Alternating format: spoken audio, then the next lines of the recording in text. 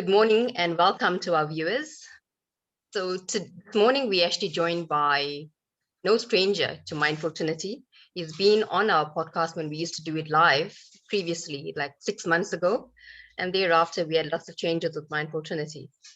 So a little bit about him. He's a well-renowned spiritual leader.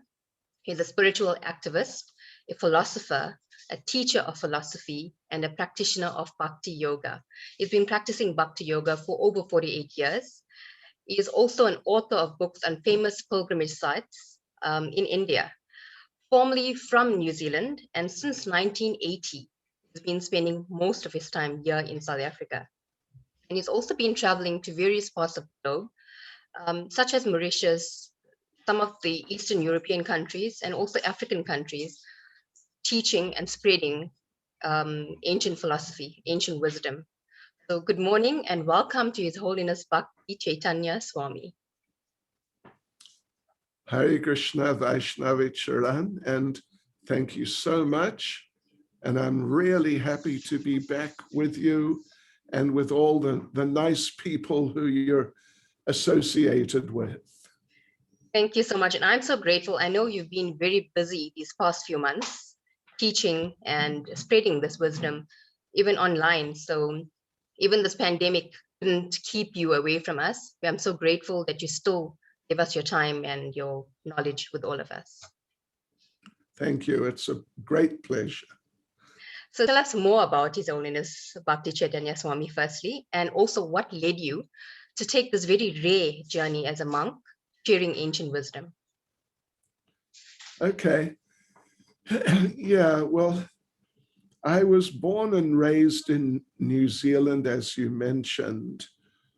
And as I was just in my teenage years, the hippie movement developed, in the Western world generally, America and Europe and New Zealand and Australia. And so I got caught up in it. I was not like a classic hippie, but a lot of the sort of challenging of the established norms and conceptions of how to live and what's important, those things I became very interested in. And so I was questioning, really, what should I do and who am I? These are very prominent questions amongst the young people in the sort of middle to late 60s. Yeah.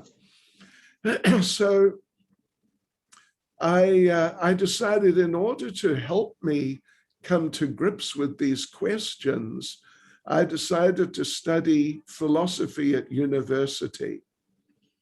Right. So early in 72, at the time I was just 20 years old, I decided to take philosophy as a major at university in Auckland, New Zealand. One day in 72, April, I was walking through the grounds of the university, and it's a bit of a long story, but basically I saw Srila Prabhupada, the founder of the Hare Krishna movement, the person who brought Hare Krishna to the Western world from India. I had heard of Hare Krishna. I didn't know much about it, but I saw him. He did a program in the university, an official program. I attended the program, and I found the ideas extremely interesting. And what really fascinated me was that he was talking about religion, about God. And I'd been brought up as a Christian, more or less, not very serious, but, a Christian basically. And now I found here is someone who's explaining about God, about religion, about worship of God, and these things but in very logical ways, with very clear arguments and explanations about, what it is, why and how, and all these things, which I was really not clear on, despite going to an Anglican school for 12 years and going to chapel every day. So that really interested me. That was 72. Then I went to England via Australia in the second half of 72. Again, very interested and studying about these things. And I ended up in London, actually at the end of 72, and I went to visit the Hare Krishna temple. And to my surprise, I found that one of my cousins from Scotland was the president of the Hare Krishna temple in London. And he invited me to stay for a little while and just, learn a bit more and so on and experience it. So I did. And that was now early 73, January 73. And I found it so interesting. I just stayed on, and here I am. Wow, absolutely. I've learned a lot. That was getting on for 50 years ago. I've learned a lot since then. And so, at least before the COVID time, I was traveling and traveling and traveling. You mentioned a bit about it, and mainly lecturing and counseling, these two things, lecturing and then individual counseling and discussion like that. And it was just so nice. Absolutely.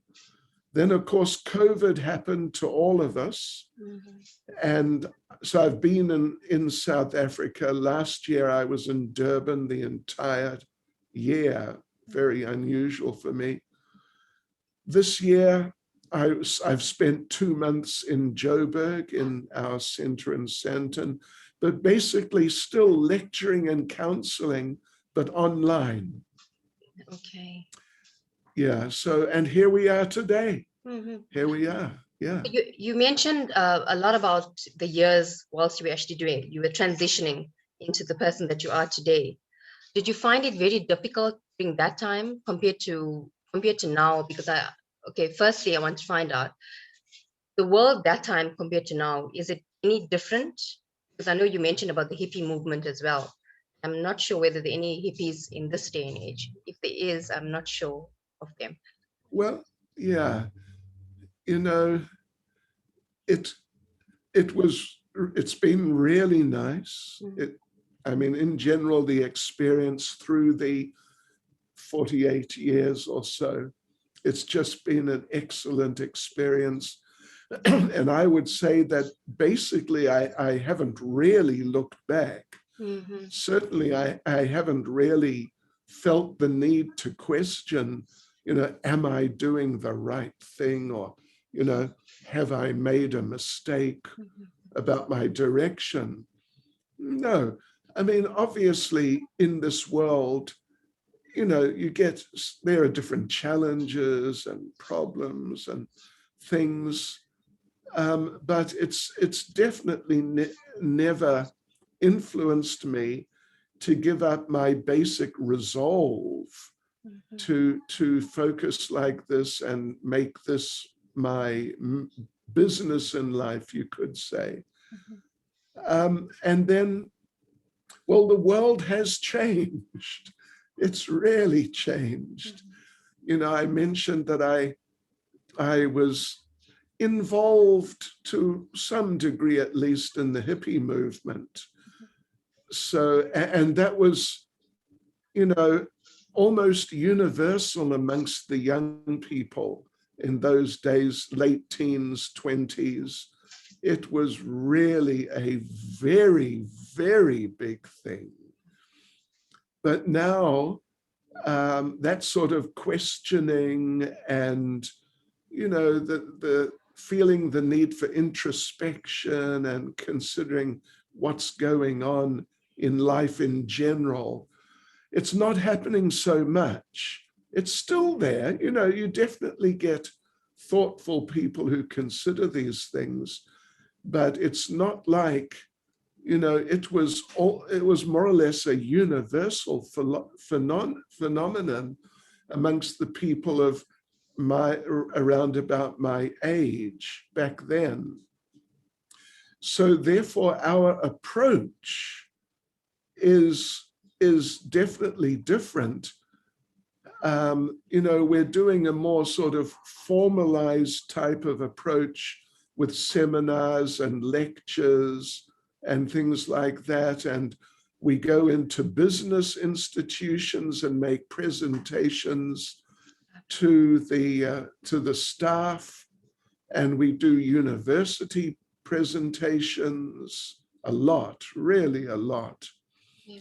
So there's been a sort of, you know, you could almost call it a change of strategy if you wanted, but basically just seeing what's going to be to make it easier for your average person to understand these important subjects and then learn how to apply them. Yeah. So getting back to our initial question about why do bad things happen to good people? What would your response be to that? Okay, yeah. Now that's an excellent question. It's just a super excellent question. You know, as you said, why do bad things happen to good people? But you can also say, why do sometimes at least good things happen to bad people? Sure. or you could also say, why does anything happen to anyone? You know, things just come our ways in life. Yeah. That's just the way it goes. You know, I was just as an example, I was just reading this morning how the president of America, Joe Biden, how, you know, going back some years, but his first wife and child were killed in a car accident. That's a real tragedy. Yes. For anyone. Yeah. Such a terrible tragedy. A bad thing happening to, you know, let's say a good person. But now he's president of America. My gosh, he's the biggest man in the world. True. So, you know, from severe tragedy to the biggest position in the world, you know, things happen to people. So, okay, let me go, give me a minute or two, a few minutes even, and all of you people out there watching, please sit down and relax, all right? Because I'm going to explain something to you. It's really foundational and important. The thing is this, first point, that as Lord Krishna explains in Bhagavad Gita, we are all eternal spiritual persons. These bodies we have, they're basically like vehicles, but we are eternal.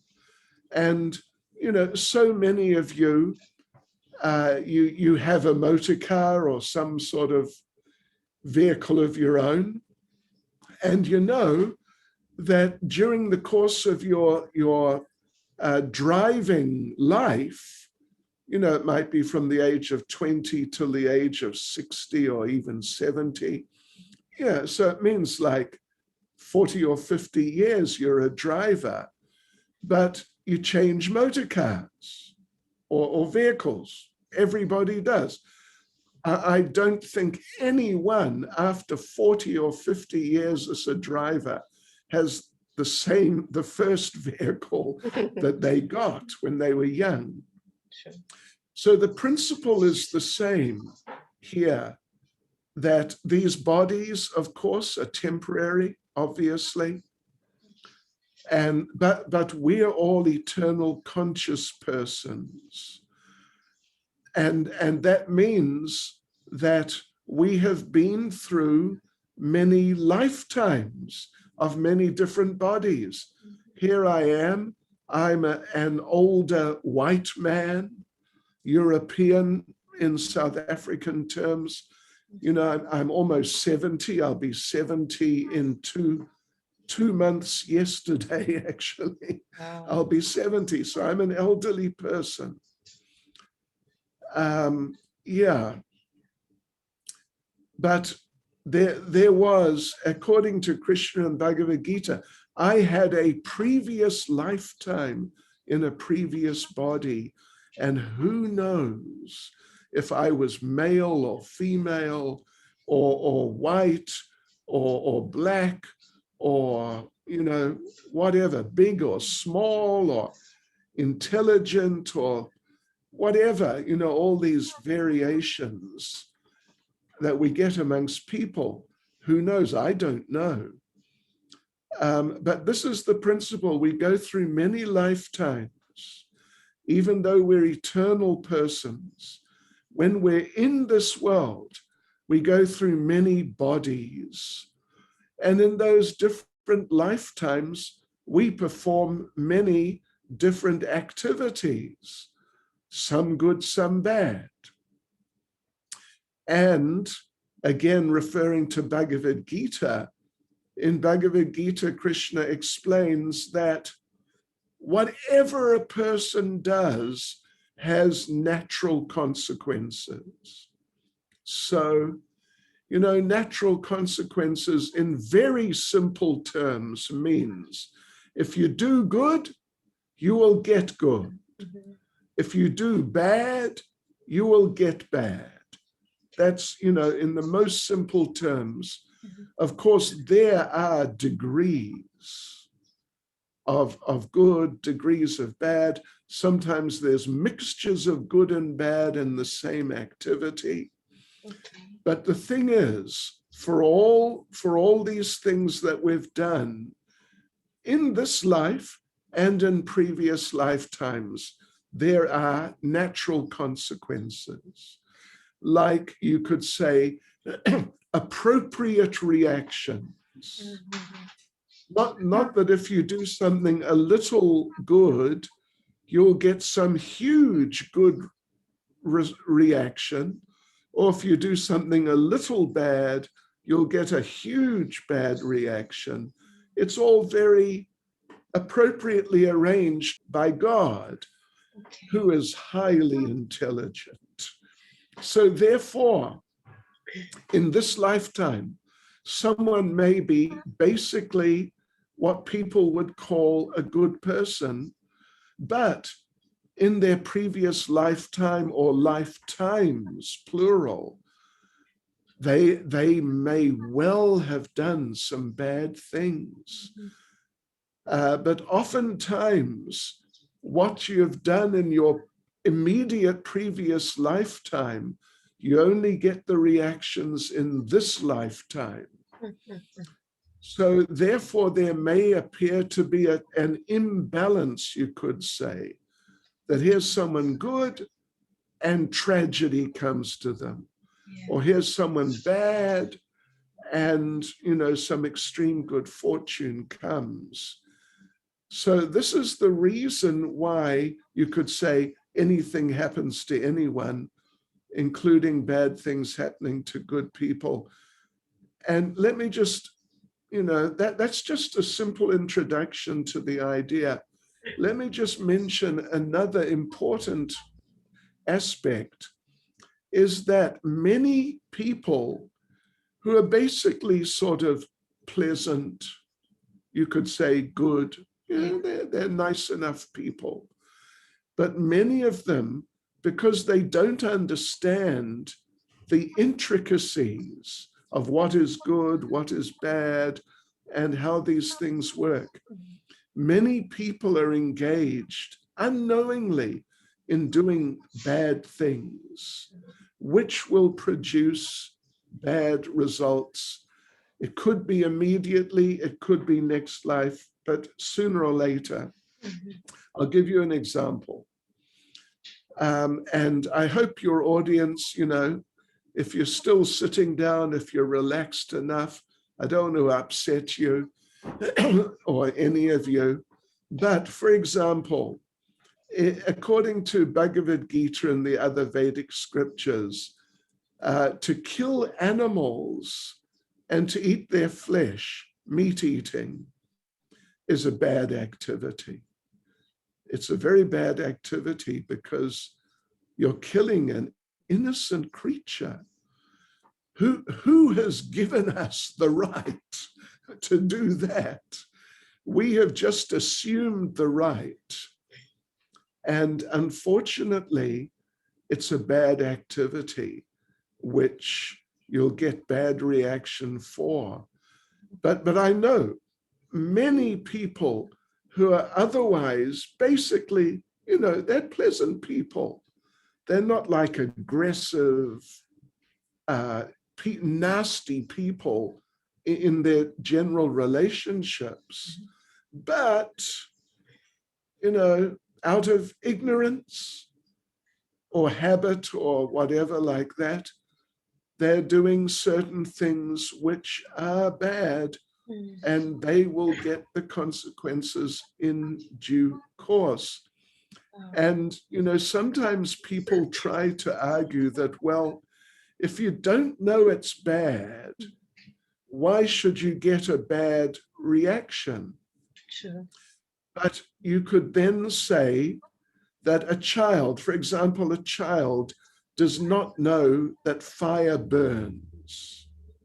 And therefore, I did it, I remember vividly doing it as a child. I put my hand in fire to pick up something, and my hand got burnt because it's just the way, it's the way this world works. So ignorance is not really an excuse. Yeah. And if we play with fire, we'll get burnt, whether we know about it or not. Yeah. So that's an introduction to the subject. Okay. So would you say karma actually plays a pivotal role in making someone bad, or karma doesn't actually play a role at all? Well, karma definitely plays a huge role in everyone's lives and everyone's future. What makes people bad? In some cases, it's just ignorance. Like I mentioned about meat eating.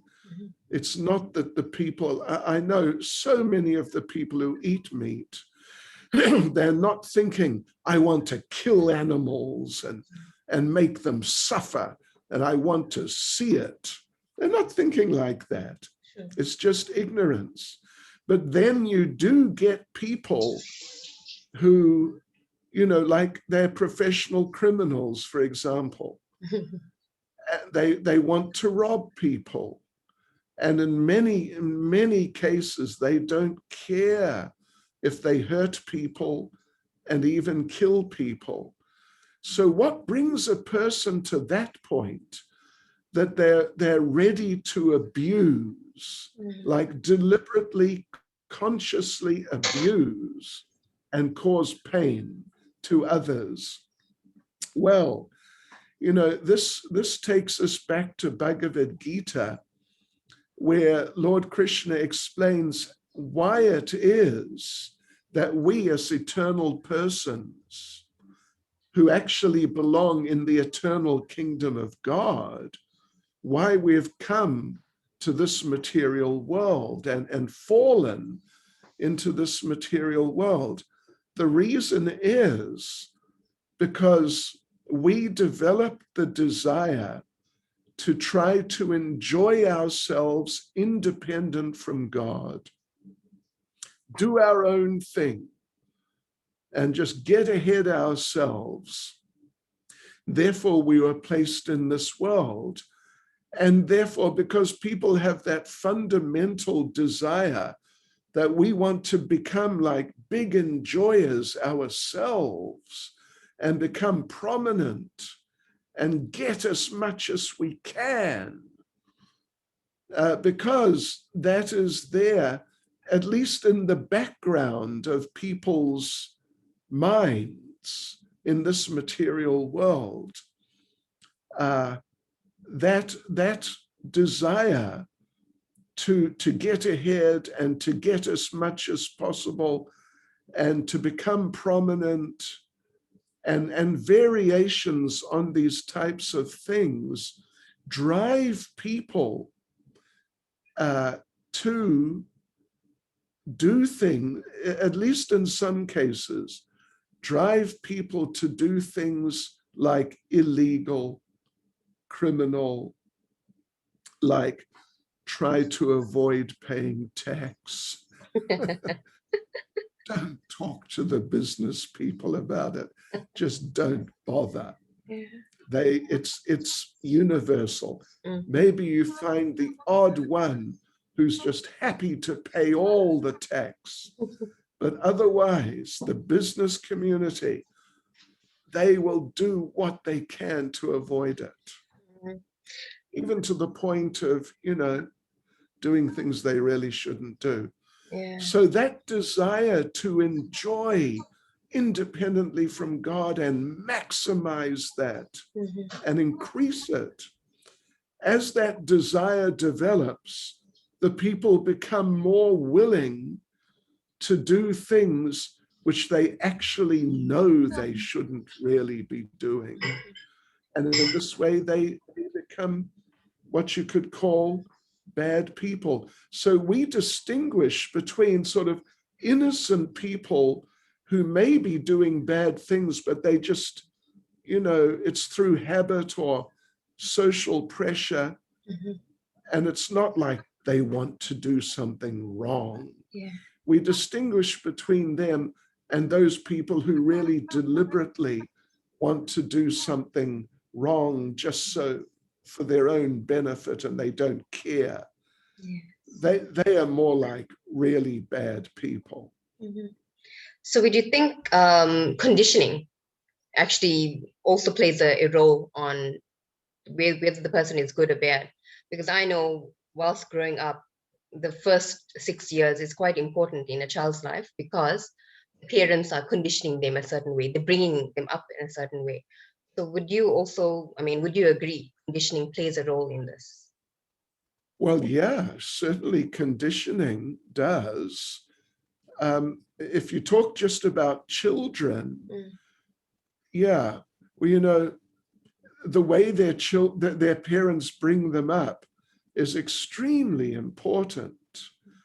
And particularly if the parents really don't make the effort to bring them up nicely, then you're almost inevitably going to get some sort of bad person coming out of it as the child grows up. Okay. But there's also another side, which I've, sort of alluded to, is that, like with the meat-eating business, we say it's bad because it involves killing of innocent creatures. And it's just not necessary. I've been living as a vegetarian for about 50 years, and look at me, I'm still alive.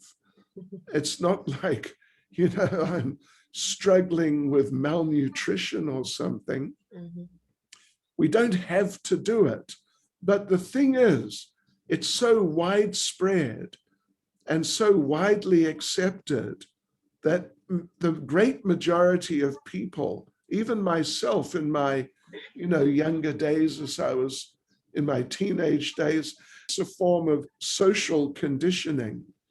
The social environment also plays an important part in forming the attitudes and perspectives of pretty much everyone. So therefore, the Krishna consciousness movement, we're trying to influence ultimately the whole world. Because if people understand the benefits of doing good and how it's not difficult to do good, and you're not going to really lose out on anything if you do good. We're going to have a better world, which we desperately need. Absolutely. So can a person be unconditioned? Yes. You know, that's what spiritual life is all about. You know, there's a saying, every saint has a past, and every sinner can have a future. So, Sure. you know, it's one way of putting it. Yeah, it is possible for people to change. It's, you know, when habit is deeply ingrained, a person may feel, oh, how can I change? But with good instruction, a good guidance, with like real support, Yes. and with good association, then even someone who's like, oh, you know, extremely bad can actually become an excellent person. And, you know, there are stories in the different religious traditions. In Christianity, there's the story of Paul. I won't go into it, but he, on the road to Damascus, he had some sort of massive revelation, and he changed from, you know, like a mass murderer to a saint. And in our Krishna conscious tradition, in the Indian tradition, Hindu tradition, there are many cases like that. People who were just like living disasters, becoming saints and becoming extremely happy in the process. So the thing is, one needs like a process that one can follow, which works, something which really works. And one needs good association for that support, encouragement, you know, like that. Because just to do these things on your own, that's not easy. Yes, I agree. It's really not easy. So to become unconditioned in Krishna consciousness, the first thing we suggest or teach is to chant the names of God. We particularly chant the Hare Krishna mantra.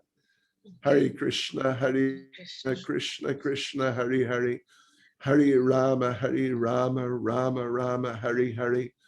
So these are names of God in Sanskrit language. Krishna means the all-attractive person. That's God. Rama means the source of all pleasure. That's God. So by chanting these names, God is present in his names. So when we're chanting his names, we are in his company. And just like in regular everyday life, you become like the people you associate with. Yeah, you become like the company you keep. So if we keep the company of God in the form of his holy names, then we will become, our lives will become sanctified. Not that we'll become God. There's already, God already exists. So we won't replace him, but we will become godly, spiritualized, and similarly by associating with others who are following the same process. Yes. By their influence also, our lives will become sanctified. And like I said, it's really nice. In everyday life, I know, because I've been around now 70 years, and I know so many people from different parts of the world, huge number. And I know life is not easy. Yes. It's not easy. It's definitely not easy. But when one takes to a genuine spiritual process, then everything becomes better. It really does. And when you see it tangibly, that it's a reality, I'm becoming happier. I'm becoming less affected by the challenges life throws at me. As you see that inner transformation is taking place within yourself, that gives faith. Not just a blind faith that we just close our eyes and just believe in something, but it's not even just faith. It's just observing a reality, actually, that actually I am becoming happier. I am becoming more focused and more stable and more able to deal with challenges. That, it's actually happening in fact. Yeah. And when you see that, wow, that is really good. And that gives the confidence, not just faith, but confidence that I must carry on and keep moving forward. So we recommend it. We recommend it very strongly indeed. Very true. Whilst you were talking, I was just thinking about a previous talk that I had with His Holiness Bhakti, I think it's Bhakti Swami. And he mentioned, show me your friends and I'll tell you about you. And I thought that was very, very profound. Right, that's true. Yes. So can you tell us, how does one overcome difficulties? Like we already know, living on this material planet comes with challenges. But I also agree that these challenges actually makes us stronger. But what would you say? How does one overcome these challenges? Yeah, how do we overcome the challenges? Some challenges we can overcome just by, just developing some determination like that, to study something. Some people, they go to university, or even later in their lives, they decide, okay, I'm going to study something and get some higher qualification, and you got to get yourself together. But then there are some challenges which you cannot just get through by, just sort of increasing your confidence or your strength arbitrarily.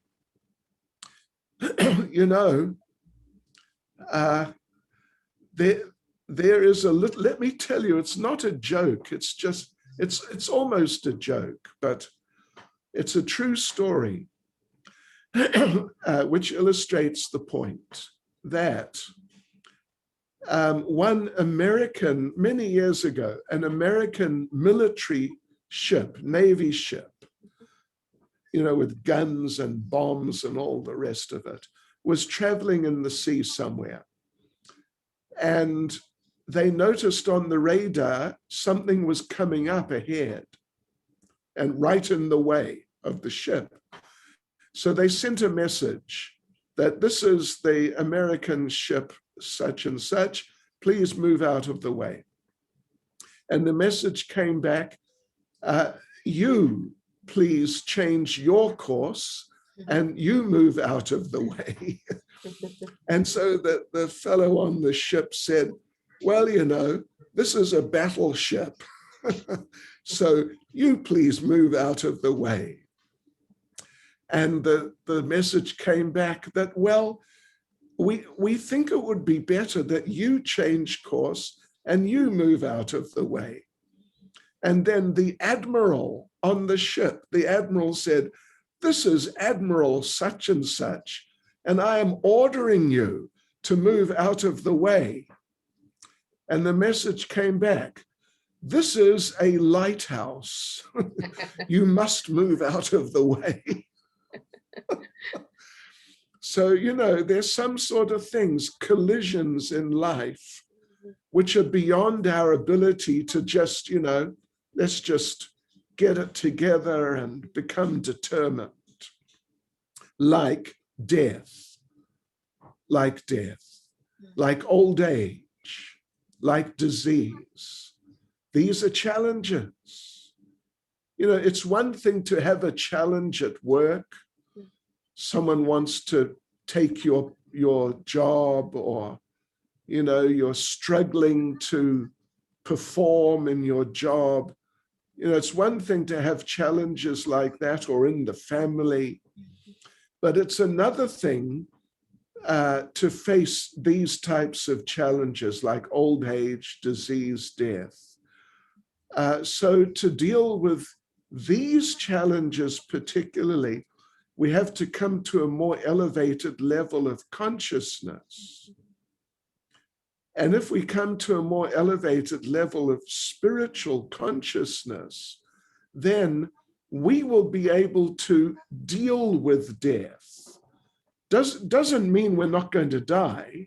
The body, it reaches a certain point in the aging process, and that's it, whether you like it or not. Yeah. So not that we will not die, not that the body will not die, the body will die.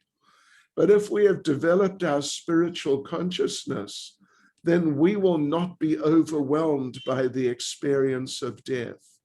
Rather, we will be able to remain focused spiritually, even at the time of death, and then go to a spiritual destination. Ultimately go back to the kingdom of God. So this can only be done through spiritual development. Yeah, that's the only way to deal with these things. So therefore, spiritual life really is essential. Plus, it helps deal with the other things, the more ordinary things of pressure at work and having to deal with family situations and, just all that sort of stuff. Development of spiritual consciousness makes it so much easier to deal with all these things. Okay. So for the person that, people always complain that they don't have time, they're so busy. What advice would you give for them? How can they introduce something more spiritual in their life in order to overcome these challenges and give them more strength to go on to the day-to-day activities? Right. Yeah, good point. Very important. The thing is that one has to learn, first of all, one has to get some understanding that actually I really need to do this. It would really be good for me. There has to be a sort of a foundational appreciation of the value, at least, to some degree, an initial degree. And then one has to do some time management. You got to do some time management. And, in terms of your work and whatever else is there in your life, you got to do some time management, which you should do anyway. Otherwise, you're like the ongoing victim of circumstances. And that's not the way to live. So, time management, of course, is such a well-known thing, just in very ordinary terms. But, if you really try to do, if you have some appreciation, I would like to develop spiritually, and I really want to find out how to do it. Then if you try to do some time management, you will probably be very surprised how much time you can sort of create or, through management, free up for your spiritual life. Yes. Okay. And if, I'll tell you another thing. If after trying your best to do that, but if you're working so many hours and you're working so hard, and it's just, you don't know how you're going to make time or energy for spiritual life, I would suggest you may have the wrong job. That is so true. Not all jobs are equal. Mhm. So, yeah. So, the ideal situation, without being cheeky or, facetious, the ideal situation is to do as little work as possible and get as much money as possible and have free time, plenty of free time to do what you actually want to do. Now, that may sound a little silly, but actually it's not. And I know a number of people. I mean, my father was a successful business person. And, every Wednesday at lunchtime, he would go to the golf course. Wow. And Wednesday afternoon, for years, he would play golf. And he didn't work on the weekends either. So, in other words, it can be done. It really can be done. So if a person prays to Krishna, please help me to use my intelligence to see how I can free up time for spiritual life. And if one uses intelligence to try and do that, I would say in practically every case, a person will be able to make time. Okay. And if you can't, consider a change of employment. Awesome, absolutely awesome advice. Well, basically, we actually live in a world right now where stress, anxiety, depression is on the rise. And a lot of people that I speak with always tell me that they have problems with the mind and they cannot actually overcome these challenges because the mind is actually programmed as such. What advice would you give for these people on spiritual life, firstly? Because sometimes, even if they're doing mantra meditation, they will say that the mind is wandering and they cannot focus on those syllables, on those words, on those mantra. What advice would you give for these people? Yeah, depends what you mean by mantra meditation. Okay. If they're really practicing chanting the Hare Krishna mantra properly, then properly, then if there are not like significant and noticeable changes in terms of like developing some peace of mind and some greater ability to focus. Yes. If that is not happening, it would generally indicate they're doing something wrong. Okay. Because if you can do the right thing in the wrong way, that is not difficult at all. Okay. So therefore, to get guidance, therefore to get association like this, this helps so much. And therefore, for example, we every day, 7 days a week, I am having mantra meditation programs online on Facebook and on Zoom. And, not a vast number of people are coming, but it's sort of, 100 to 150 like that, which is, it's not bad. Yes. But the general reaction and result that those people are getting, they tell me, is, it's very helpful, it's very satisfying, it's very nice. So otherwise, people it's quite possible Okay. and almost inevitable. If they're doing some mantra meditation, either it's the wrong mantra, Okay. or they're not doing it properly, and therefore there's a need to get some guidance and shelter and help and direction. And then, other than extreme cases where people have like extreme psychological conditions, Okay. our experience is that it helps everyone who really, in the right circumstances, really tries to give it their best. And even, talking about people who actually have like psychoses to some degree, they're able to live in society. They don't have to be put in an institution, Yes. but they do have, like bipolar conditions or whatever. Still, if they should take medication, that has to be done very carefully.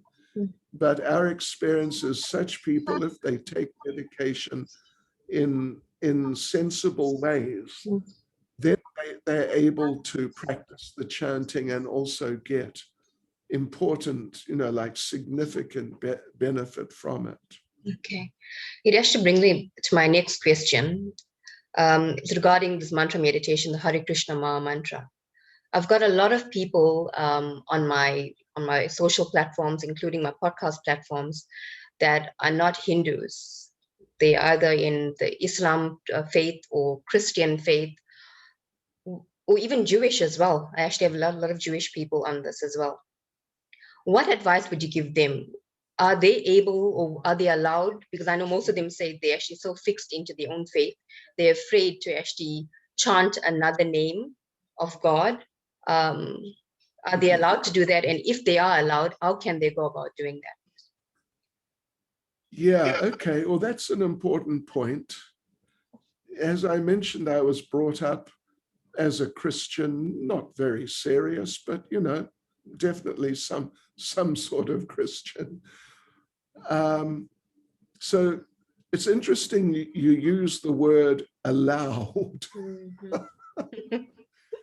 Well, as far as we're concerned, they're definitely allowed. People come to us and say, well, listen, we're Christian or we're Muslim. We're not going to say, well, look, you're not allowed in here, because we're talking about one God, and we're talking about simply the principle, ultimately, of developing love for God, developing a relationship with God. Yeah, so then, in terms of mantra or prayer, you could say, because, mantra, in a sense, if you translate it into English, you could use the term prayer as a type of translation of the word mantra. Although literally, mantra as a Sanskrit word, it's a compound of two words, man and tra. Man means the mind, and tra means to deliver. So it's a spiritual sound which delivers the mind from its sort of engrossment in mundane, materialistic, and ultimately ungodly things. So, but if someone's if someone's a Christian, a Muslim, or a Buddhist maybe, or Jewish person, and in other, like African traditional religion, I mean, that's very relevant here in South Africa. Yes. God being referred to as, I don't know if my pronunciation is 100%, but basically Unkulunkulu, something like that. Yes. Yeah. Or, in Hebrew, they may possibly use the term Jehovah.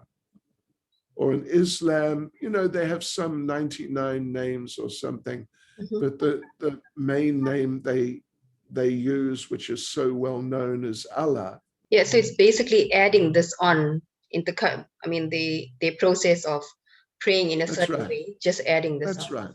Okay. They can chant Jehovah, they can chant Jesus, Christ, or Allah, or Buddha, or etc. Nkulunkul, Yeah. what is it, Tikwe, Mm. depending on, these are just linguistic formalities, really. Why is ancient wisdom so relevant in this day and age, this modern age? Okay. Yeah, well, that's another very good point. Because we're talking about, we could use the word fundamental. Let's use the word foundational rather than fundamental, because fundamental sort of has a bad name in some circles. But here we're talking about very fundamental realities of existence. We are not talking about just temporary elements of life, like different clothes, changing fashions of clothes, even different political processes, democracy, dictatorship, monarchy, anarchy. We're not talking about these just, fluctuating aspects of life, but we are talking about very foundational realities, existential realities, like who are we? As we mentioned earlier in Bhagavad Gita, Krishna says, we're all eternal persons. That is not going to change. We're not going to stop being eternal persons. And each one of us has an eternal relationship with God. It's eternal. It means it's already there, and it will never be lost. So spiritual life really means to just reawaken these eternal aspects of our existence, things which are not sort of modified by social, historical, political circumstances. So, yeah, and like the chanting of mantra, it works. It worked in the past, it works now, it will work in the future. Whereas, the popular song of today, I don't know what it is on the radio, it will not be the popular song after some weeks, what to speak of years. And it wasn't the popular song in the past. So these are eternal realities, and we need to embrace them. And when we do, they give that foundation. They give that foundation in a person's life, through on the basis of which they can deal with all the temporary fluctuations of all the, the things that go on in day-to-day life. You gave us such phenomenal advice and practical ways on how to actually implement these in our lifestyle as well. Can you also tell us what are the 3 things that you do on a daily basis to build inner strength? Okay, 3 things. There could be more, but okay. I'll tell you the first thing. The first thing is, well, I walk my talk, so therefore I chant Hare Krishna. Okay. and mantras, but the Hare Krishna mantra is the main mantra. Then the second thing, I'd say the second thing is that I associate regularly, like on a daily basis, and on not just once a day, but really regularly, with spiritually minded, Krishna conscious people. That's very foundational. And the third thing, I'll tell you, I mean, there's a number of candidates for that, but I'd say really the third thing is, well, here's a couple of third things. I read these literatures, like I mentioned, Bhagavad Gita, on a daily basis. Plus, I eat only sanctified vegetarian food. And it's easy to do the sanctification. I mean, a child can do it, and many do. So I take only sanctified vegetarian food, which has been offered to the Lord. And these, I think, these are really foundational and beneficial. And I just love doing them. It's just fantastic. So yeah, like that. Okay. What are one or two pivotal moments that has shaped your life thus far? And what are the lessons that you have learned through these pivotal moments?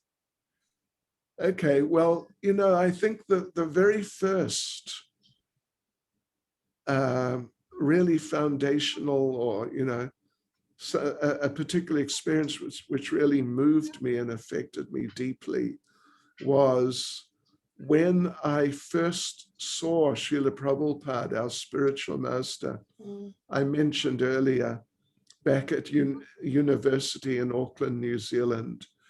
Even at the time, I didn't really appreciate how significant was and how much was the impact that meeting made on me. But as time goes on, and even up till today, my appreciation of it increases. What an impact, what a transformational for the better effect meeting him had. And there from that, I would say I could extrapolate and say that people, this idea I've mentioned of associating with spiritually advanced people, because he was really super advanced. And then a second thing,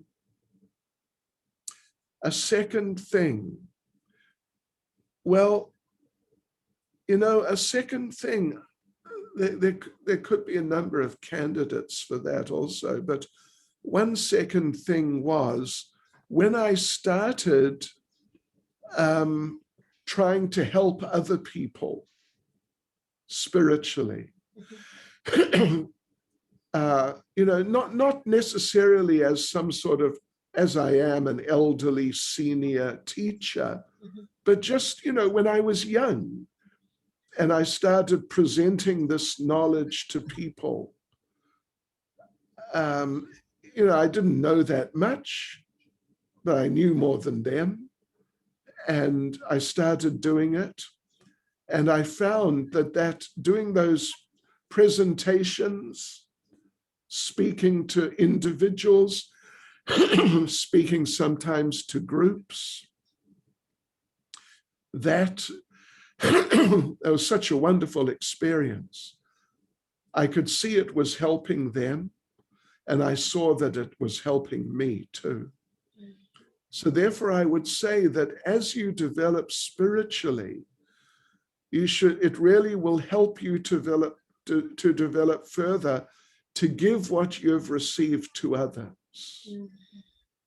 I think God, whatever you call him, however you see him, if you do that, if you've got something genuine to give to others and you give it nicely, I think God will smile on you and you'll really feel benefited. Okay, I actually do like that. It's powerful. Words that you used and the feeling that you actually put into it. When we have anything that's we relishing, and if we keep it all to ourselves, we're being spiteful, and it's very good to share. Like they say, I know the saying goes, sharing is caring. We're trying to put that emotion into it and share whatever's helping us. So thank you so much for bringing it back out there, putting it back out there, and also bringing it to my attention and making me more aware of how to share, beneficial knowledge. So what advice would you give to our Mindful Trinity listeners or our viewers, especially those that are on this journey of self-discovery? Right. Well, I would tell them, I would say, I don't want to be repetitive, but I think that they should, well, I already stressed chanting. I mentioned studying the literatures. You know what I'd say? Let's just say something a little different. Okay. Not to replace those ideas, but I would say keep an open mind to spiritual knowledge. Here I am after all these, almost 70 years. Here I am, brought up as a Christian, took to Krishna consciousness, and I've been around here for a long time. But, you could say that if I found something which was clearly better, I would have to accept it. I don't want to just be a dogmatist and say, no, I'm Hare Krishna, and that doesn't matter how good something else is, but I'm not interested. We have to keep open minds, particularly when we're in the earlier stages. And we have to keep open minds, and we have to pray. Open minds to be receptacles for elevated ideas and to apply elevated ideas. And we have to pray to the Lord to give us the intelligence to understand what to accept, what not to accept, because you can't do everything. You can't do everything. But, for myself, as far as I'm concerned, I am a much better Christian today than I was when I was at my Anglican school for 12 years. Oh, really? But it's in the context of Krishna consciousness. And there is no real clash. Whatever clash might seem to be there, it's generally we need a deeper understanding, or else it's the attack of dogmatism. Yeah. So I would say like that, keep open minds, really try and understand things and pray to the Lord for mercy to understand how to mold your life. Thank you so much. This has been such an eye-opener for me.